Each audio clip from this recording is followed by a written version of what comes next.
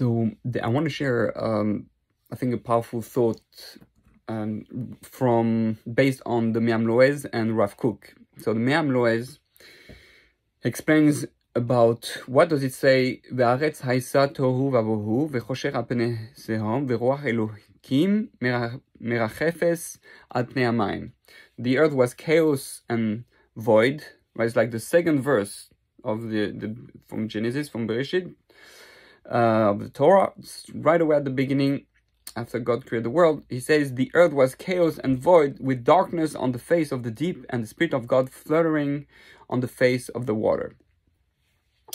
It doesn't make any sense that it's there. Like, it's, would you say he created heaven and earth, and now we have chaos and all that darkness, and it looks like nothing is stable, nothing is right. So what is that verse actually trying to teach us? So the Me'am Lo'ez says like that. Me'am Lo'ez says that the Torah did not have to tell us what the earth was like before creation, right? But it does so to teach us that everything with exception was created in these 6 days. After this, nothing new would be formed, and nothing that was completed would be changed. The world constantly follows a single set of laws which were set in the days of creation. So the wicked might say that, it is impossible for our sins to cause any damage of the world. This would be a change, and as such, impossible. So the Torah states, for that specific purpose, the earth was chaos and void. If a flood is sent from on high to destroy the world, or a fire to send to consume its inhabitants and annihilated the wicked, this is not considered a change. We're almost done. At the very beginning, the world was chaos and void. So the world, as we know it, was created out of this state only so people should keep the Torah and not sin. This was a clear condition of creation. If people do not keep the Torah, the world will revert to its original state of chaos and void. Since this was the world's original state, it is not considered a change. Similarly, Rav Kook says that, why does it say in Parashas Noach that now the world had came into a kind of chaos with there was Hamas on earth and people Mizraim. Therefore, he decided that the world had to be destroyed.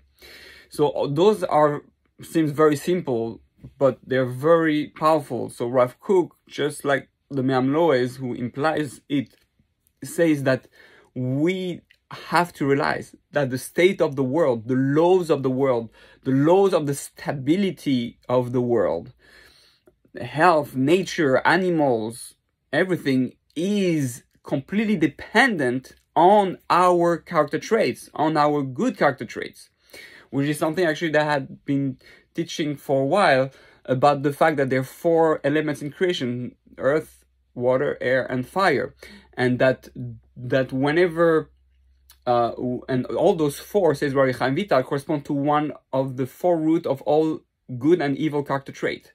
So this earth corresponds to sadness or happiness, water corresponds to desire for pleasures and controlling them, and air corresponds to the power of speech and saying negative things, destructive things, speaking for no reason, and or speaking obviously good. And finally, the last one, fire, correspond to anger, ego, or humility. So what's happening is that whenever something happens in the world that's according to earth or water or air or fire, like a tsunami, or there's a tornado, or there's a fire burning, in California, or a volcano, or there's, right. So all those elements, things, the way nature reacts is dependent on the actual actions, our character traits that we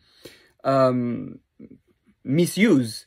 And the world, nature, reacts to that. It goes in a state of destruction because we are misusing those things. It's dependent on that.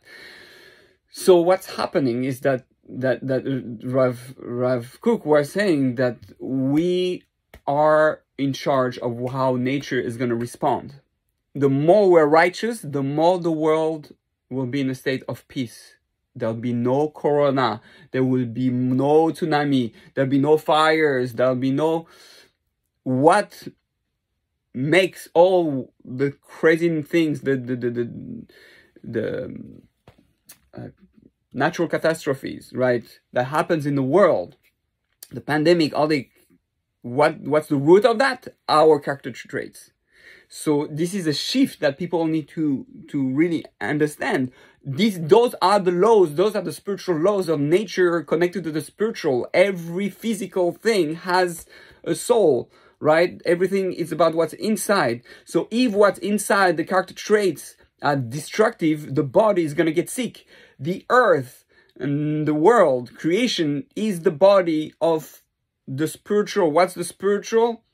The soul of creation is all the good and good and bad intentions. The soul is our character traits. It's the way we use things. It's the energy we send in the world, our global consciousness. So we want a world of peace. We want a world of love. We want a world that is safe, a world that is secure, without sickness and without problems. Work on your character traits. As simple as that. We have to understand that this is the root of everything. The moment we understand the root of everything, and that the world is going to become it's going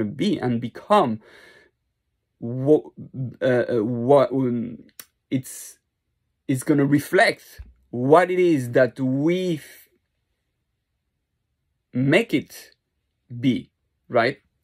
So if we all become love beings, love will be felt all over. Even animals will stop eating each other, so to speak, right? So we are in charge. We are powerful. We can destroy the whole world by destroying our character traits, or we can build up and bring complete fixing into the world if we build our character traits. So what are we waiting for, right? It's all based on that. So work on your character traits. This is the sense for our, same thing in our daily life. Everything that's happening around us, we create those because it reacts. The earth reacts to our behavior. The body reacts to your behavior.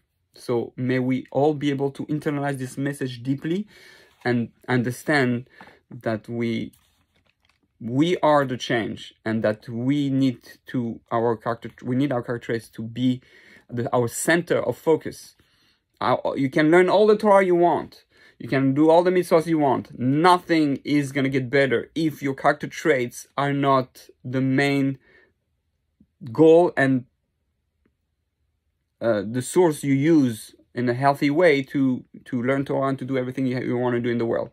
The whole purpose of the Torah mitzvahs is to work on those character traits, because those character traits are what's going to connect us as human beings to other human beings and to God.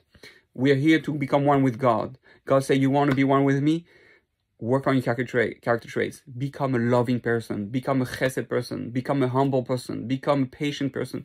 Become someone who admires others, who respects others. That's all we're here for. So let's get to work.